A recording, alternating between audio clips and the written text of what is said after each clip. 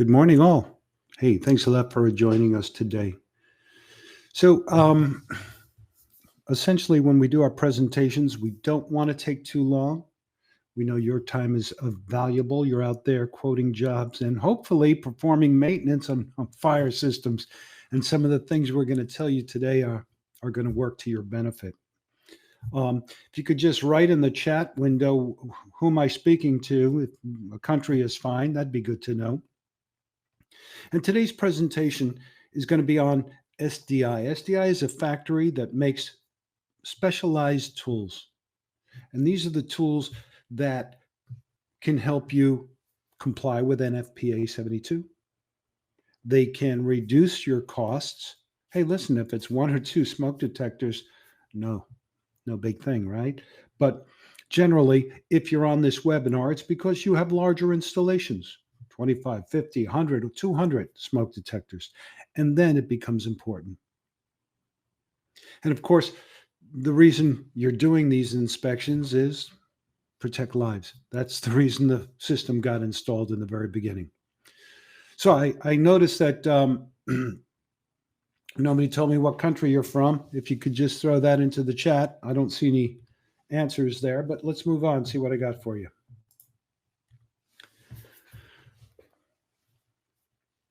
We are, well, so what countries are we from?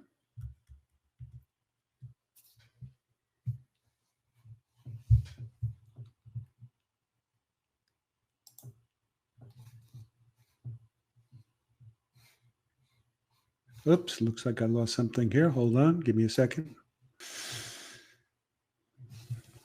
Okay, so I noticed, I don't know if the chat window is working for you folks. Please let me know if it is.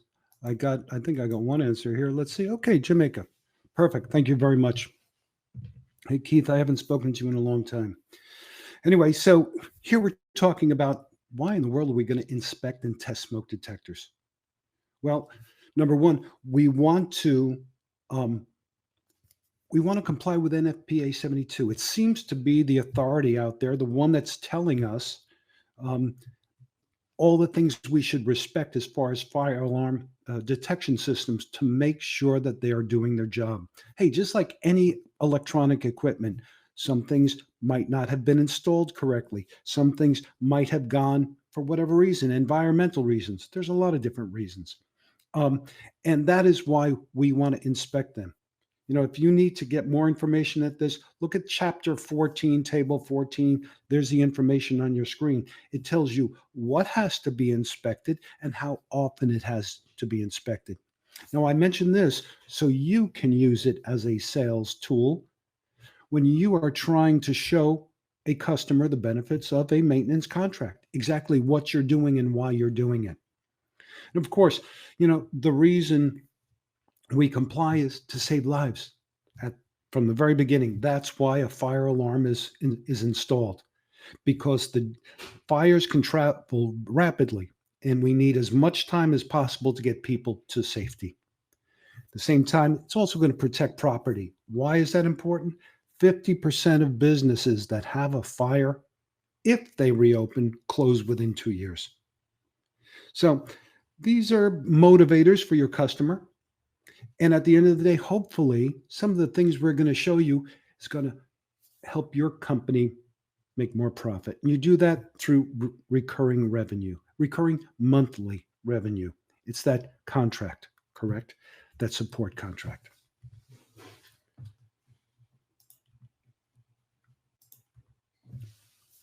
So there's two tests. And actually, I'm only going to talk about one today, and that's the functional test. When I say functional, what are we doing? We're making sure that the detector functions, that it detects. So, you know, sometimes there's some smoke detectors. You can use a magnet, hold it up there. The magnet is not a functional test. There's other that have a button. It's not a functional test. What is a functional test? You introduce smoke. Or if it's a gas detector, gas. If it's a heat stat, temperature. And that is how you prove that it is functioning. Okay. So some of the tools that SDI offers, we can do testing for smoke detectors. for heat detectors, for carbon monoxide detectors, duct detectors, aspiration. You know, your Vesdas, your other brands out there that use aspiration. But also, there's things like battery health that becomes important. We'll talk more about that in a second. And sound testing. Not too much is done there, but it becomes important. One, to make sure that we have the decibel level. And number two, to make sure we have an intelligibility, that if we're using voice evac, that we can understand what the message is saying. Let's talk about everyday tools. Hopefully, you folks know some of these products. You've seen them. Aerosol cans. They are economical. They're easy to use. They're certainly better than using a cigarette, a cigar, a piece of burning paper to cause that alarm. The whole line of SDI aerosols, what are they? They're UL listed. We have sent samples of these to the different manufacturers of smoke alarms so they can give us their blessing. They do not contain silicone. I think there is another brand out there, from what I'm told. Um, be careful because silicone is really going to damage that smoke detector. So at the end, you're trying to do something good, but it doesn't do the right thing. For any of you people using these products, quick little rule: how is it applied? And if I'm not speaking to the installer, I'm speaking to the owner of the company, you'll want to relay this information. You're going to hold that aerosol can about 1 foot away, 12 inches, and you're going to give it a 1-second blast. I say that because I often hear from installers that they just keep on spraying until it goes into alarm. It's not good. You're using too much product, number one. And number two, with so much, you're going to contaminate that smoke detector. So it's 1 second. Wait for that alarm, give it 10 seconds. No alarm, hit it again, 1 second. Very important. So, what are the differences between the one on the left, the yellow one, the one on the right? The big difference is A10, the one on the right, is non-flammable. So there's certain environments when you're going to want to use that. These can be used, we'll see later, with some of the accessories we have. The one in the middle, Smoke Saber, actually very popular because you see that little funnel it has on the top? Well, you whip that out, and at that point, you can get the right mixture of the smoke. It makes the technician stay a certain distance away. That's important because sometimes they get right up to that detector. It's not good. And it has worked for a lot of people. Economical, easy to use. By the way, there's another step in all of this, and that's cleaning out the inspection of the smoke detector. And many times you have to clean them. So blowout is a product that has compressed air. Compressed air that you can just shoot in to blow out. Maybe it's bugs, maybe it's dust accumulation, things like that. I know some of you are using air compressors. Air compressors have a problem. They put moisture into the air. They sometimes put dirt and grime into it. This is an easy product to deal with, very quick, because what is the idea? Really, the money you're going to make is by getting in and out, doing your job, complying with NFPA 72, and on to the next job. For the folks who are installing carbon monoxide detectors, and if you don't install them commercially, you probably have one in your house. Did you ever ask yourself, hey, does that work? I have, and some of them have a button. But what did I just tell you? The button doesn't give you a functional test. Now we're talking about our house. Now it's important, right? Anyway, so we have a product which is carbon monoxide, and you can use that for testing smoke detectors. Oh, little point, and it's there on the bottom of the screen. These products from your distributor are sold in cases of 12 cans. Okay. So that's how they're going to sell it to you mostly, but speak to the folks at Full Protection. So now we have our aerosols. Um, and that's great because we've used a ladder, we've set up our scaffolding, we got up to the smoke detector, we tested it, we came down, we took apart the scaffolding, we moved to the next one, and so on and so forth. But I would like to tell you about the telescoping poles from SDI. So these poles basically are made to reach the unreachable. Depending the series of poles that you use, I can help you reach detectors that are up to 9 meters high. No ladders, no scaffolding, no getting off the floor. And that becomes important because every time we get off the floor, there's a possibility of an accident. Whether it's somebody dropping something on top of somebody or whether it's somebody losing their balance.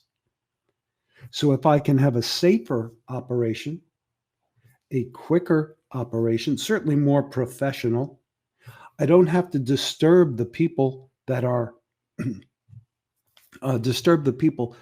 doing work.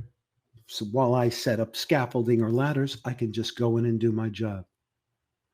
For those of you who have this slide actually tells you how to use the pole, how to extend the pole. Better said like that. And it should always be done vertically. First thing you do is put on the accessory. We're going to talk about accessories in a second. Then you lift it section by section, straight up. Okay? Finally, when you get there, boop, you raise it and do the test on the detector. Why do I say this? I have people who extend it horizontally and then they pick it up, and that's going to stress the material. By the way, the material is non-conductive, it's fiberglass, it's lightweight, all the right things. But you don't want to swing it around like this. Okay, quick note. Sometimes it gets confusing for people as they're looking at this, saying, which one do I need? Now, I don't know your market. I don't know if do you need the set of poles that gives you the farthest reach, the 9 meters? Maybe not. So here, a quick note that is going to be important for you. And you could read the screen here. This is probably being recorded, so you can always look at it later on. If not, I'm happy to give you some information just to review this. The Solo 100, sorry about that, was the first one they came out with. If you add the extensions, you'll get up to 9 meters. The 108 with the extensions goes up to 7 meters. Maybe that's fine for you. Actually, maybe just the main pole is fine for you. Then they came out with a kit that a smaller pole that goes can fit in the backpack, and with the extensions you can get up to 3.25 meters. So that gives you an idea. So I mentioned the accessories. So you have these cans. You don't like the idea of the ladders. You want to get away from the scaffolding. What can you do? Here we're seeing a product called the 330. How does it work? You can see in the lower picture, basically they're going to unscrew the red part and they're going to put any one of those 3 cans in there. And they tighten it up just until it begins to release product, and then you back it off. You'll put it up to the detector, you press, and as you press, it presses that button. You are now have your smoke detector or your carbon monoxide detector in a enclosed environment. The smoke goes in, 1 second burst, causes an alarm, and you're good to go. If we're talking about the heat detector, there's something on your left-hand side, the 461. Now that has batteries that go inside the pole. You lift it up and heat goes uniformly around the smoke detector, in this case, heat detector. Many times they're combos, to bring it to that temperature, that rate of rise quickly. Generate the alarm, comply with NFPA 72. One of the products I always like to mention is the next one, Testifier, because this does both of those functions. It can do smoke, it can do heat, and I have another model that can do smoke, heat, and carbon monoxide. So now you have one unit that does it all. I think there's actually an extra benefit. This product, Testifier, uses cartridges instead of aerosols. Aerosols, sometimes they can be a pain in the neck to transport. Um, if we're talking the islands, maybe we're not sending people on a plane from one side of the island to another, but many times you have jobs in different islands. Airlines will not let you bring that aerosol, but you can bring this little cartridge because it's not under pressure. It's not a problem. And by the way, that is where the market is going. So if you're looking at product, if this is your first time seeing it, consider something like Testifier, that combo product. Oh, let's take a step back and talk about that maintenance again. So I get to the job. I need to look at that smoke detector, but it's up there and I'm down here. Well, I could do the ladder and the scaffolding thing, or the product that you're looking at is made for removing and, of course, replacing smoke detector heads. The two gimbals on the top that you're looking at, they're adjustable. And every time you change the combination, the diameter changes. So you can basically grab a hold of smoke detectors anywhere from 65 millimeters to 110 millimeters with this product. There are a couple of exceptions on the market that I know of. Maybe there's more. One is Edwards made something where you had to hit a button on the side. Okay. I think, I don't know if it was Bosch or somebody else made one that was basically recessed into the ceiling. Well, there's nothing to grab. So this product wouldn't work with that, but it works with all the other ones. So good to know. Take that smoke detector down, clean it with that blowout that I mentioned before, put it back up, click it on. Here's another product I think is worthwhile. Once again, it just shows you the move we have that's going towards cartridges of smoke rather than aerosols. Now, this is a intelligent smoke detector tester. Why do I say that? You simply turn it on, raise it to the smoke detector. It knows it's on top of a smoke detector, and it begins to put the smoke in there. You get your alarm, you lower it, and there's LEDs that you can see. Those LEDs change color, put it back up, and now a fan goes on. And that fan will get rid of that residual smoke, because one of the things you don't want is that it continues to generate alarms. Remember, part of what we're trying to do is reduce the time on the job. We reduce the time, we make more money for you. Okay? So that you can go on and do maintenance on the next job. So as you can see from these cartridges, it's a lighter smoke formula. That's something else I like. Aerosols, by their very nature, are heavier, but this one is lighter. So I think it's easier on your smoke detector. It's certainly easier to transport. And the fact that it cleans out that excess smoke is very important. Oh, plus, as you can see, that light, if you're in dark spaces, sometimes we don't think about this, but we installed a smoke detector and there's no light around. Well, this light will automatically go on, help your technicians get to that smoke detector and do the testing. Once again, isolated environment. So if there's currents of air, which often there are, especially the higher you get, I'm going to shield it from that and make sure that the smoke goes right into that smoke detector. If you're doing aspiration systems, Vesda, Extralis, Safe, the list goes on. Here's an adapter that you can put on. And this adapter will allow you to do your testing on there. Now, aspiration detectors, the procedure for testing is really intense. I mean, you have to apply the smoke. You have to measure transport time, how long it takes the smoke to get from there to the box to generate alarm. So this one helps you meet that very easily. That's an adapter. You simply take off the white cup, put on this adapter, and you're good to go for aspiration detectors. Sometimes people ask me whether it's the aerosols or whether it's the cartridges. Okay, how many smokes? Well, I can't necessarily tell you how many smokes, but I can tell you how many bursts of smoke I can give you. It really depends how the technician uses it. It really depends on the smoke detector itself.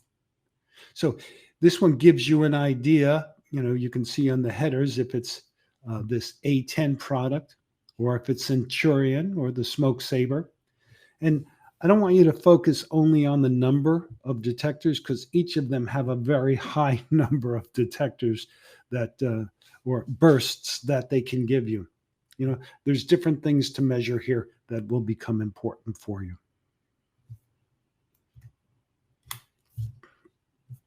Let's talk about those cartridges one more time.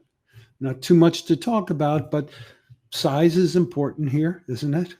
I mean, that 365 cartridge is about the size of a cigarette lighter. The other ones for Testify are a little bit different shape, so I don't have anything to compare it to, but they're generally small, easy to transport, certainly can get you enough smoke to do your testing. Okay, enough with the smokes for now. Let's talk about other things that have to be tested.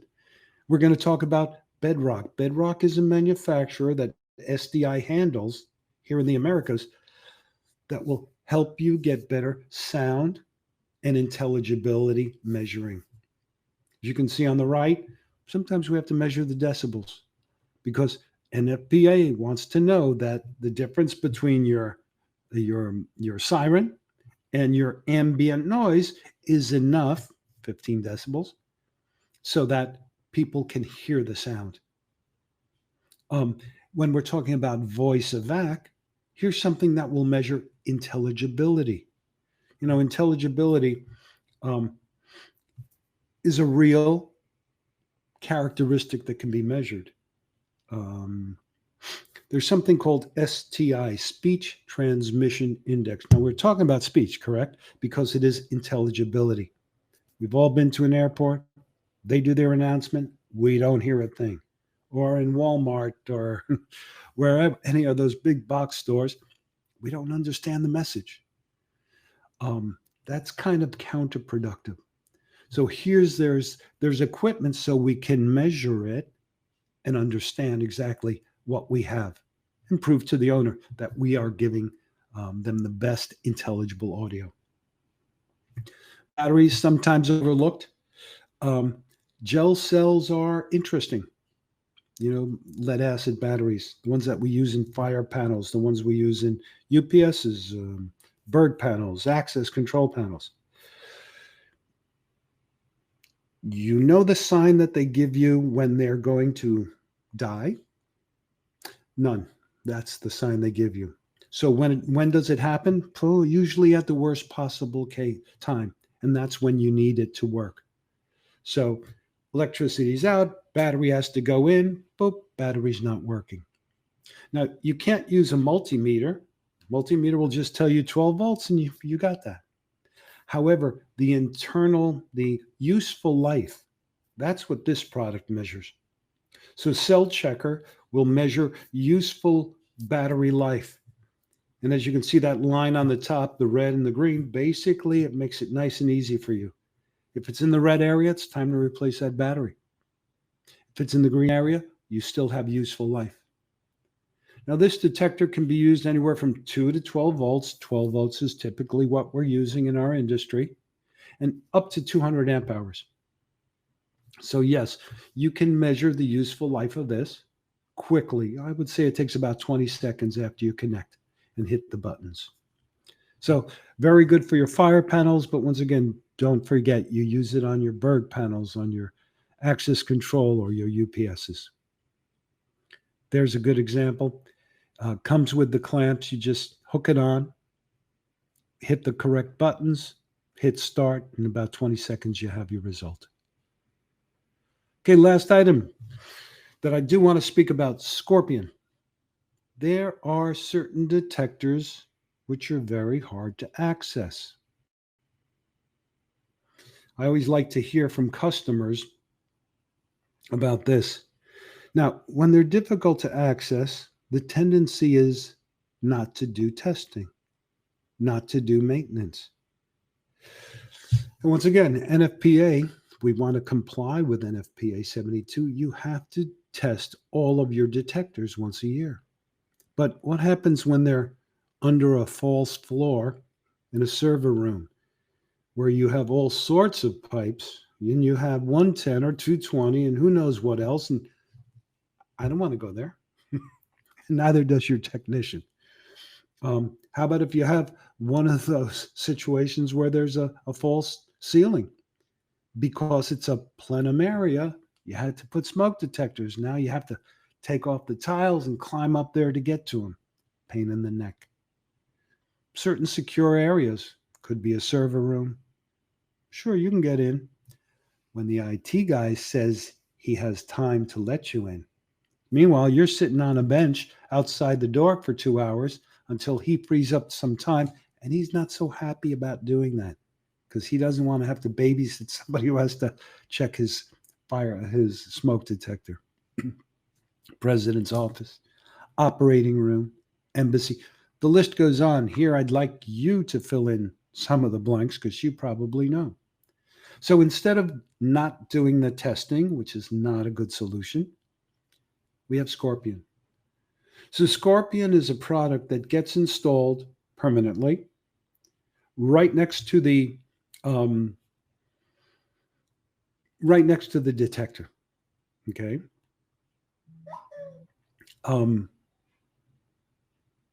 You can do it on the right hand side, as you see.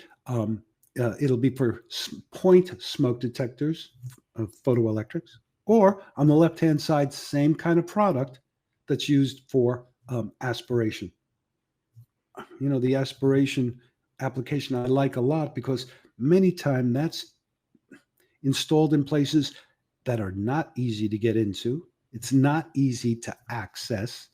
So if you can install this once and do your testing from a different place, you're good to go. So here we do it. We install Scorpion next to the detector. Scorpion has a cartridge in it, and this cartridge is good for about 240 tests. So longer, if we're testing once a year, certainly longer than the useful life of the detector. We're going to wire that all the way back to one of two types of remote access. The one on the left is digital. It can handle up to 8 Scorpion heads. The one on the right is a single, handles 1 Scorpion head. Now the wiring can go about 100 meters, depending on the caliber that you use. So now this testing point is in an easy to access place. In a corridor, in a closet, someplace you can get to without waiting for authorization, without going into dangerous places, without having to take apart walls and ceilings and so forth. Technician comes up, he connects, does his test, smoke comes out, gets his alarm, hits another button, air goes out so that you can now get your residual smoke away from that detector because once again, we don't want to continue to go into alarm. So here you have a place for those restricted areas, elevator shafts, high altitude detectors. Install it once, and then you're good for the next 20 years. You know, we try to make it easy. We've given you kits that have different components in it. You can add to that, of course, but this makes it easy. And, you know, I was telling you about that one set of telescoping poles. There it is. Goes right in the backpack.